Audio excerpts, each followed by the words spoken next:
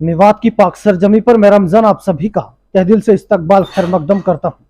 आज मेरे साथ वो शख्सियत जुड़ने जा रही है जो परिचय के मोहताज नहीं है। बखूबी मेवात नूह जिला उनका नाम जानता है और मेवात के जो भी तमाम विषय हैं जिनको लेकर जनता जूझती है वो सभी मुद्दे उन्होंने उठाए हैं और सरकार के समक्ष रख कर उनको सुलझाया भी है। जी हाँ, मैं बात कर रहा हूँ फिरोजपुर झिरका विधानसभा से भावी विधायक अमन अहमद साहब की, जो इस वक्त आप मेरे साथ कैमरे में देख रहे हैं। आज मैं बातचीत करूंगा 2024 के विधानसभा चुनाव को लेकर अब की बार क्या रणनीति रहेगी और यहां फिरोजपुर झिरका से जनता का जो प्यार मिल रहा है उससे आज 2024 में जीत निश्चित है। सर बहुत बहुत स्वागत करता हूं। रमजान भाई, आपका भी बहुत बहुत शुक्रिया कि आप पहुंचे। यहाँ आने पर आपका बहुत बहुत धन्यवाद है करता हूँ जी। सर मैं राजनीति के उस सफर से शुरुआत करूंगा क्योंकि माजी भी पहली जिला प्रमुख रही है, तो थोड़ा बैकग्राउंड बताइए, उसके बाद फिर शुरुआत करेंगे। ऐसा है, माज जिला प्रमुख बनने से पहले निरोध सरपंच रही है। अच्छा। वालिद साहब भी कई बार सरपंच रहे हैं और हमारे दादाजी भी रहे हैं। परिवार पूरा ही राजनीतिक में है और मैं भी अब राजनीतिक में पहले चुनाव लड़ चुका हूँ विधानसभा के। जी सर। और अभी मेरे भाई ने जिला परिषद का चुनाव लड़ा है जिला प्रमुख के लिए। उन्हें काफ़ी प्रयास किए हैं। बिल्कुल। तो राजनीति तो हम करते ही हैं, पूरा परिवार राजनीति में ही है, यही काम है हमारा। सर मैं जानना चाहूंगा, विधानसभा फिरोजपुर झिरका से पिछली बार भी चुनाव लड़ा, अब की बार भी 100% मन है और जानना चाहूंगा सर क्या मुद्दे हैं फिरोजपुर झिरका की जनता के, और कहीं ना कहीं फिरोजपुर झिरका होकर ही ये दिल्ली अलवर खूनी रोड जो जाना जाता है, कहीं ना कहीं इस पर अमली जामा नहीं पहनाया गया है और आपने जो आवाजें बुलंद की हैं उनकी हम भी तारीफें करते हैं। तो क्या कहना चाहेंगे सर समस्याओं को लेकर? देखो, जो मेवात के जो कार्य हैं, हाँ। चाहे रोड की बात हो, चाहे एजुकेशन की बात हो, चाहे चिकित्सा की बात हो, हमने हर मुद्दा हमने उठाया है। रही बात है कि मैं तो विधानसभा पहुंचा नहीं। बिल्कुल। विधानसभा की जो बाहर की कार्रवाई है हाँ। वो हमने उस पर हमने निभाने का पूरा प्रयास किया, निभाया है। सही।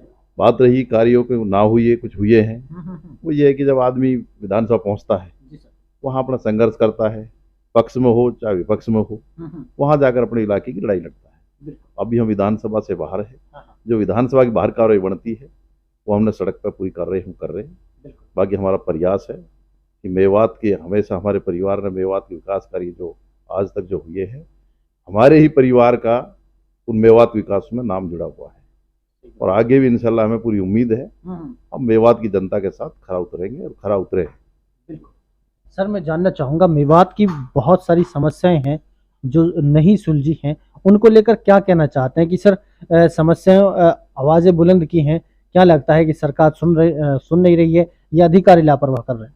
देखो जी, मैं भी जनता जनक पार्टी से मैंने पिछली बार चुनाव लड़ा था और मैं आज पार्टी का प्रदेश प्रधान महासचिव हूँ। और बात यह है कि बीजेपी के साथ में गठबंधन है पार्टी का, तो बीजेपी का जो कार्य है आपके सामने है। मेवात का विकास तो अधूरा है, मेवात में तो बीजेपी ने कोई कार्य नहीं किया है और ना उनका कोई ऐसी मंशा है कि मेवात में कोई विकास कार्य करेंगे। अब जनता का मन बन चुका है कि सर नए जो हैं प्रत्याशी आए और वो चुनाव लड़ें, उनको जिताएं ताकि इस क्षेत्र का भला हो।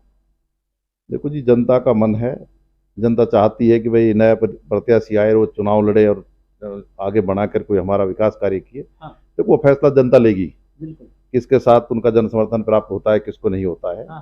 तो हम भी इसीलिए वहाँ झिरका फिरोजपुर में चुनाव लड़ा कि विकास से पिछड़ा हुआ क्षेत्र है, ताकि विकास के पंख लगे, पर जनता वहाँ हमारा साथ ना दे पाई। इसलिए आज भी वहाँ विकास के जो पिछड़ापन है वो दूर नहीं हुई है और वो इंशाल्लाह मुझे मौका मिला तो मैं जरूर विकास के पंख लगाऊंगा।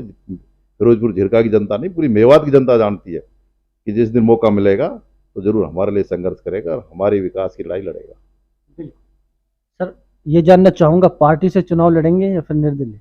देखो जी, वो पार्टी से चुनाव लड़ने की बात यह है, वो हमारे सभी कार्यकर्ताओं सबकी राय मुशर्रफ होगी। जो पार्टी के कार्यकर्ता जो होते हैं, जो हमारे समर्थक हैं, वो हमें बताएंगे कि हमें किस तरह चुनाव लड़ना है और किस हालात से हमें इससे निपटना है। वो सारे के सारे वो तय करते हैं। पार्टी का कोई नेता कोई खुद तय नहीं करता, पार्टी के जो कार्यकर्ता होते हैं, हमदर्द लोग होते हैं हमारे, वही हमें फैसला लेकर बताएंगे कि अब क्या करना है, आगे किस तरह चुनाव लड़ना, रणनीति वो तय करेंगे। सर एक सवाल के लिए नौजवानों ने मुझसे कहा है कि अमन साहब से मिले तो कहना जी कि जब रोजगार ही नहीं मिलेंगे जी तो हम गलत चीजों की राह तो पकड़ेंगे ही। जी और रोजगार, अब रोज का मेव गांव है, जी यहाँ कंपनियां हैं, यूपी बिहार जैसे राज्यों के लिए नौकरी है, लेकिन मेवात वासियों के नौकरी यहाँ नहीं लगाते हैं। मेवात में जितनी भी कंपनियां उनमें अक्सर यही हो रहा है। तो सर उनका कहना यही है कि गलत राह युवा पकड़ेंगे जब उनको रोजगार नहीं मिलेगा। तो युवाओं के लिए क्या सोचते हैं? देखो जी, युवा जो कह रहे हैं बिल्कुल ठीक कह रहे हैं।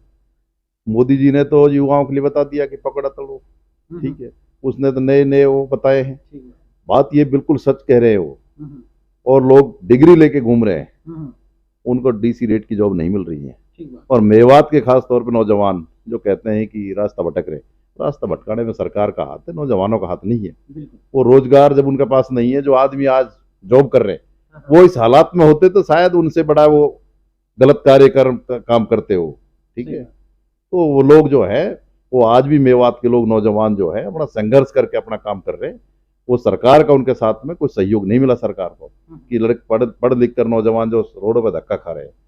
तो ये कि उम्मीद है और पूरी पूरी मैं उनको विश्वास दिलाता हूँ, आगे हमारी सरकार में हिस्सेदारी हुई और हम सरकार में हुई है तो सबसे पहले एक काम होगा कि डीसी रोड की नहीं परमानेंट जॉब देने का काम करेंगे। और मिली है और दिलाई है और दिलाने का काम करेंगे आगे भी।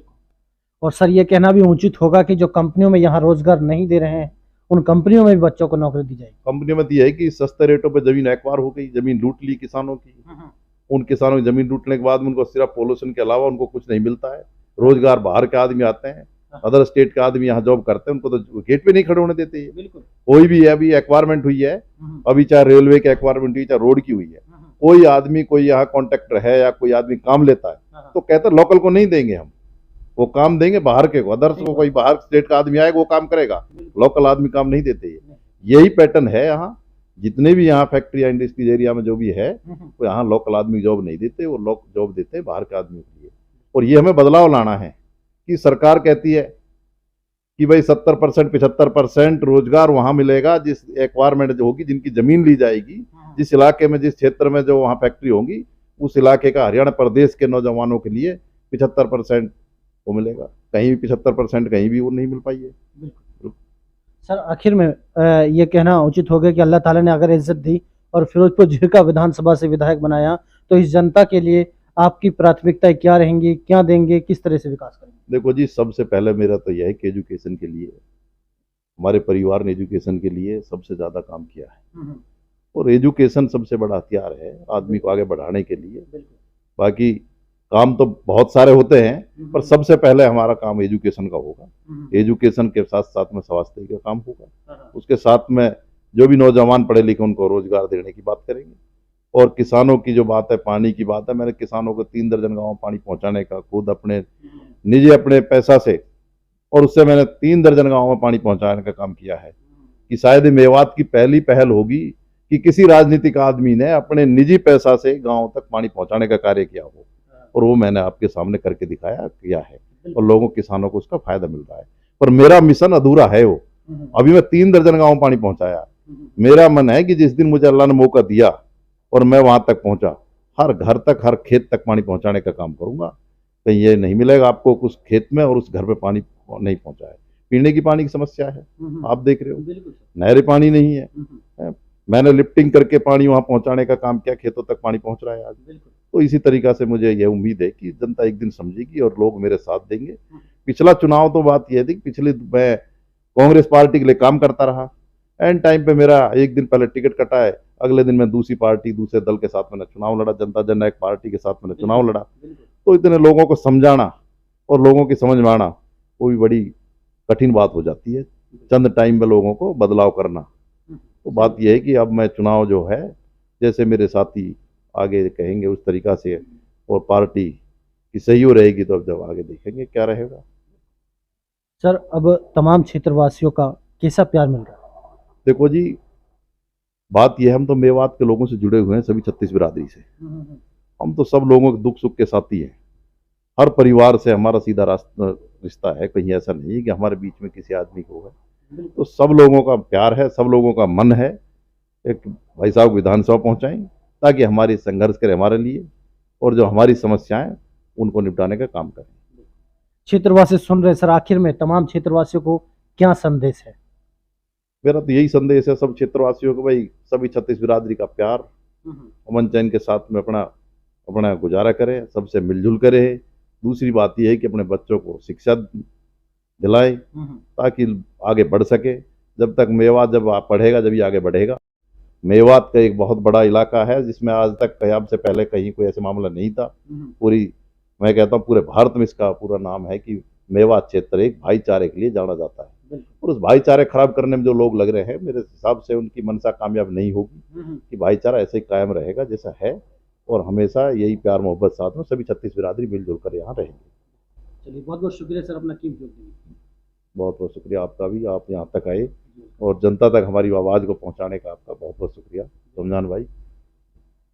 तो दर्शकों, मेरे साथ फिरोजपुर झिरका से भावी विधायक अमन अहमद साहब जुड़ रहे थे, जो बातचीत कर रहे थे, और ये आपके लिए मैसेज भी दिया है, शिक्षा ही इस विवाद के लिए एक समाधान है, और शिक्षा होगी तो आपका अपना विकास होगा, आप आगे बढ़ेंगे।